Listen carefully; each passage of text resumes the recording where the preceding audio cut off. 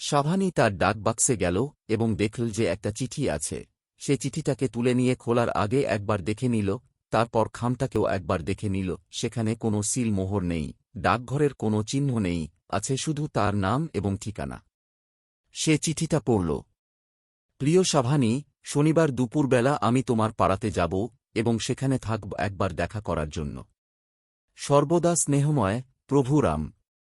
চিঠিটা টেবিলে রাখার সময় তার হাতটা কাঁপছিল।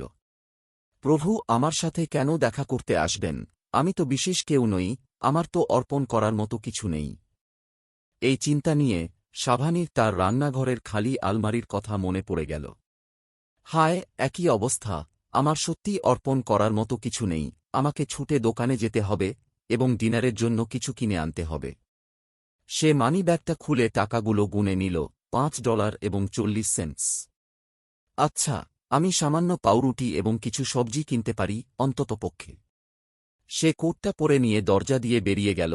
1 খণ্ড পাউরুটি, কিছু সবজি এবং 1 বাক্স দুধ কেনা হল, যার মূল্য হিসেবে সাভানিকে 12 সেন্টস দিতে হল, এবং এগুলো আগামী সোমবার পর্যন্ত চলবে। তাই সে যখন বাড়ির দিকে যাচ্ছিল, তার মনটা ভালো লাগছিল। হাতে ছিল অর্পণের জন্য সেই সামান্য জিনিসগুলো। শুনছেন ম্যাডাম, আমাদের কি সাহায্য করতে পারেন ম্যাডাম? সাহানি তার ডিনারের প্ল্যান নিয়ে মগ্ন ছিল। সরু গলির ধারে যে প্রাণী মূর্তি দাঁড়িয়েছিল, সে লক্ষ্যই করেনি একজন লোক এবং একজন মহিলা, দুজনেই খুব জীর্ণ পোশাক পরেছিল। দেখুন ম্যাডাম, আমার চাকরি নেই এবং আমার স্ত্রী এবং আমি এই রাস্তাতেই থাকছি, এবং আসলে এখন ঠান্ডা বাড়ছে এবং আমাদের খিদে পেয়ে যাচ্ছে। তাই আসলে যদি আপনি আমাদেরকে সাহায্য করেন, আমরা সত্যি এটার প্রশংসা করব। সাভানি দুজনের দিকেই দেখল।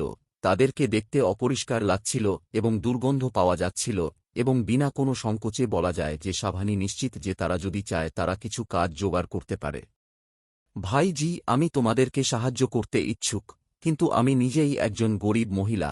যা আমার আছে তা হল এই কিছু সবজি, সামান্য পাউরুটি এবং দুধ, এবং আজ ডিনারে আমার বাড়িতে একজন গুরুত্বপূর্ণ অতিথি আসবে এবং আমি তাকে এই খাবারগুলো দেব বলে ঠিক করেছি। হ্যাঁ, ভালো, ঠিক আছে ম্যাডাম, আমি বুঝতে পেরেছি।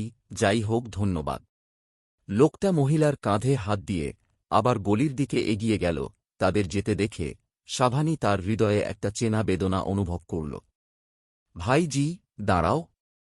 দম্পতি দাঁড়াল এবং তারপর পিছনে ফিরল। যখন গলির মধ্যে দিয়ে সাভানি দৌড়ে তাদের কাছে গেল।